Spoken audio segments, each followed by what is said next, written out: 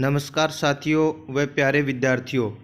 जो हमारा चैप्टर चल रहा है मानव विकास, उसी चैप्टर को आज हम आगे बढ़ाते हैं। आज हम अध्ययन करेंगे मानव विकास के उपागम कौन कौन से हो सकते हैं। ये आपके लिए एक इम्पोर्टेंट क्वेश्चन बनता है कि मानव विकास के उपागम कौन कौन से हैं, और आपसे पूछा जा सकता है कि निम्नलिखित में से कौन सा उपागम जो है वो मानव विकास से संबंधित नहीं है। तो आज हम मानव विकास के उपागम से संबंधित चर्चा कर लेते हैं। तो मानव विकास की समस्या को देखने के अनेक ढंग हैं, यानी कि जो भी हम ह्यूमन डेवलपमेंट या मानव का जो विकास कर रहे हैं या मानव के विकास से संबंधित डॉक्टर महबूब उल हक ने बताया था कि मानव का विकास का मतलब है कि उसके विकल्पों में वृद्धि करना। तो उसके जैसे जैसे विकल्पों के अंदर वृद्धि होंगे तो उनके सामने अनेक प्रकार की समस्याएं जो है वो आएंगी। तो मानव विकास की समस्या को देखने के अनेक ढंग हैं, उनको अलग अलग तरीके से देखा जा सकता है। अब हो सकता है कि आय उपागम हो, रुपये पैसे से संबंधित या आय से संबंधित, कल्याण उपागम, न्यूनतम आवश्यकता उपागम और क्षमता उपागम।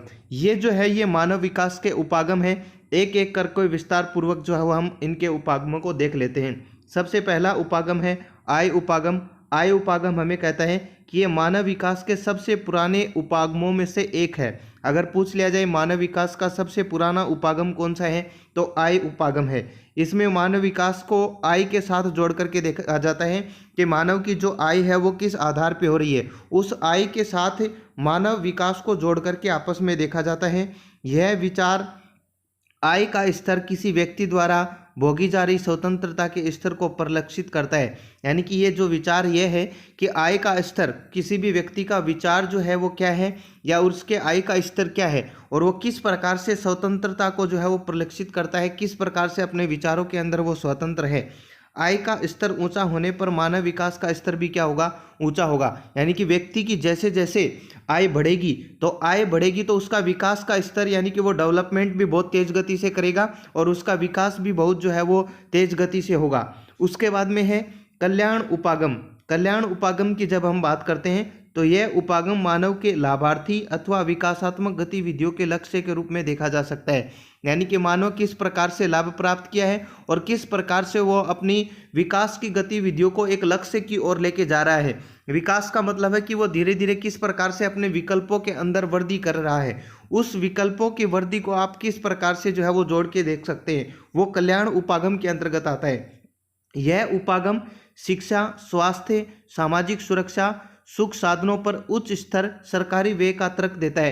यानी कि कल्याण उपागम के अंदर शिक्षा पे उसने किस प्रकार से खर्च किया है, सामाजिक सुरक्षा है, सुख साधन है और उसकी उच्चतर सरकारी व्यय जो है वो किस प्रकार से करता है। लोग विकास के प्रतिभागी नहीं है किंतु केवल निष्क्रिय प्राप्त करता है। सरकार कल्याण तक अधिकतम व्यय करके मानव विकास के स्तरों में वृद्धि करने के लिए जिम्मेदार है।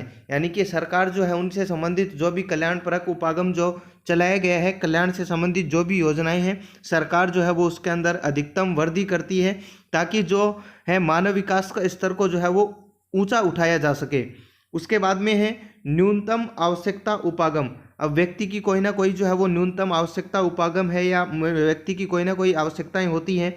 जैसे हम बात करें, इस उपागम को मूल रूप से अंतर्राष्ट्रीय श्रम संगठन ने प्रस्तावित किया है। न्यूनतम आवश्यकता उपागम जो है इसको मूल रूप से अंतर्राष्ट्रीय श्रम संगठन ने जो है इसको प्रस्तावित किया है। इसमें 6 न्यूनतम आवश्यकताएं आती हैं। व्यक्ति की 6 मूलभूत आवश्यकताएं हैं जिसमें स्वास्थ्य, शिक्षा, भोजन, जलापूर्ति, स्वच्छता और आवास की पहचान की गई है। यानी कि न्यूनतम आवश्यकता उपागम क्या जो इसको परिलक्षित किया है या इसको प्रस्तावित किया है अंतर्राष्ट्रीय श्रम संगठन ने, और इसके अंदर 6 जो है वो 6 प्रकार की सुविधाएं जो है वो आती हैं।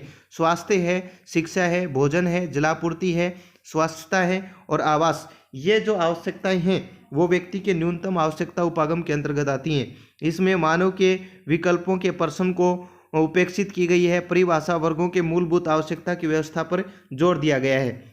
उसके बाद में है क्षमता उपागम।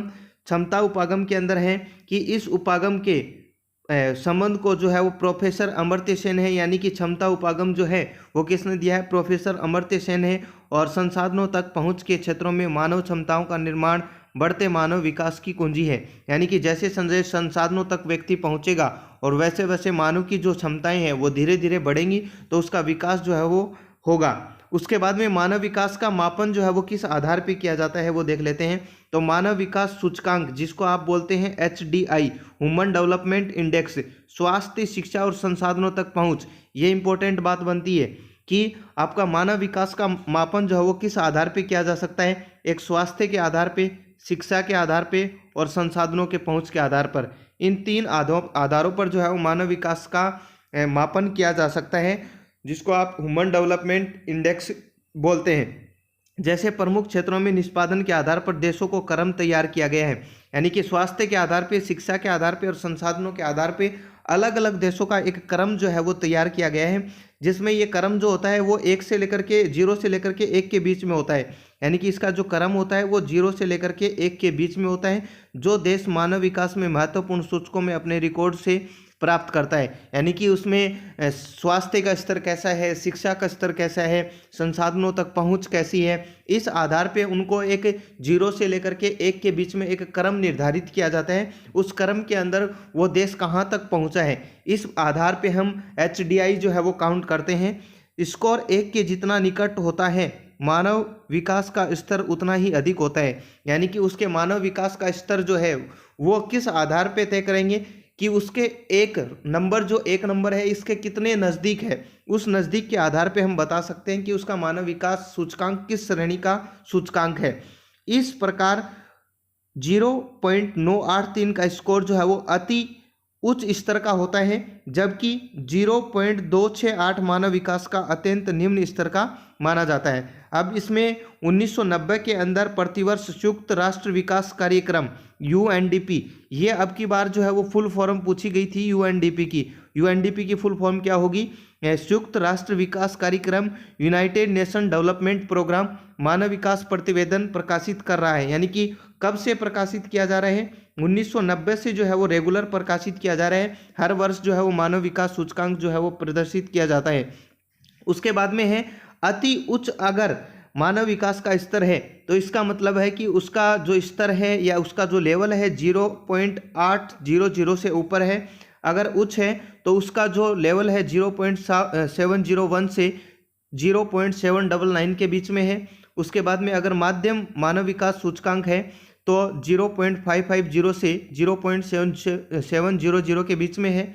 और निम्न की अगर हम बात करते हैं तो 0.549 से नीचे है। यानी कि ये मानव विकास के स्तर को निर्धारित करने के लिए हमने जो नंबर दिया है 0 से 1 के बीच में, तो 0 से 1 के बीच में ये कुछ स्तर दिए हैं। अति उच्च स्तर है, उच्च स्तर है, मध्यम स्तर है और निम्न स्तर है।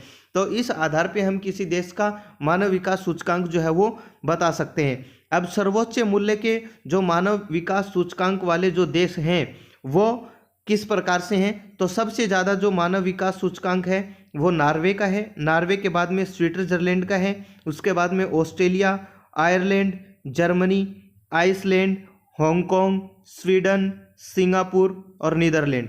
ये वो 10 देश हैं जिनका मानव विकास सूचकांक जो है वो सबसे ज़्यादा है। इनमें मानव विकास सूचकांक जो है वो सबसे ज़्यादा है। आइए अब ये जो 10 देश हैं और हमारी मुहिम के अनुसार ज्योग्राफी को कर लो मैप से मुट्ठी में, अब इन देशों की स्थिति को हम जान लेते हैं कि विश्व में ये अपना स्थान कहाँ पे रखते हैं विश्व के मानचित्र में। तो सबसे पहले अगर मैं बात करूँ नॉर्वे की, तो नॉर्वे की अगर बात करते हैं तो ये वाला जो क्षेत्र है ये नॉर्वे है। ये वाला जो क्षेत्र है वो नॉर्वे है। नॉर्वे के बिल्कुल बगल में ये स्वीडन है। स्वीडन के बाद में जब हम बात करते हैं ऑस्ट्रेलिया की, तो ये वाला जो क्षेत्र है ये ऑस्ट्रेलिया है। उसके बाद में ये सिंगापुर है। सिंगापुर के बाद में यहाँ पे हांगकांग है। हांगकांग के बाद में यहाँ पे अगर बात करते हैं तो ये वाला जो क्षेत्र है, एक बार हटा देता हूँ, ये वाला जो क्षेत्र है ये आइसलैंड है। ये वाला जो क्षेत्र है ये आयरलैंड है। उसके बाद में ये वाला जो क्षेत्र है ये स्विट्जरलैंड है। उसके बाद में ये वाला जो क्षेत्र है वो जर्मनी है। और इस वाले क्षेत्र को अगर हम देखें तो ये वाला जो क्षेत्र है ये नीदरलैंड है। इस प्रकार से हम 10 देशों का क्रम अगर जानने की कोशिश करते हैं तो विश्व के मानचित्र में हम देखते हैं। तो एक बार दोबारा से हम इसको काउंट कर देते हैं। ये जो है वो नॉर्वे है। उसके बाद में ये स्वीडन है, ये आइसलैंड है, ये आयरलैंड है, ये नीदरलैंड है। उसके बाद में ये स्विट्जरलैंड है, ये जर्मनी है, इस प्रकार से 2, 2, 4, 2, 6 और 7 देश जो हैं वो ये आपके यूरोप महाद्वीप के हैं। उसके बाद में हम बात करते हैं, ये ऑस्ट्रेलिया है, और उसके बाद में ये सिंगापुर है, और उसके बाद में ये हांगकांग है। इस प्रकार से टोटल जो है वो हमने मानव विकास सूचकांक के आधार पे 10 देशों को जो है वो देख लिया है। और अभी तक अगर आपने इस चैनल को सब्सक्राइब नहीं किया है तो ज़रूर से ज़रूर सब्सक्राइब करें। हमारे 2 चैप्टर जनसंख्या, वितरण, घनत्व और वृद्धि, मानव विकास आज कंप्लीट होते हैं। कल हम नेक्स्ट चैप्टर पे जो है वो डिस्कस करेंगे प्राथमिक क्रियाकलाप या प्राइमरी एक्टिविटीज। तब तक के लिए जय हिंद, जय भारत।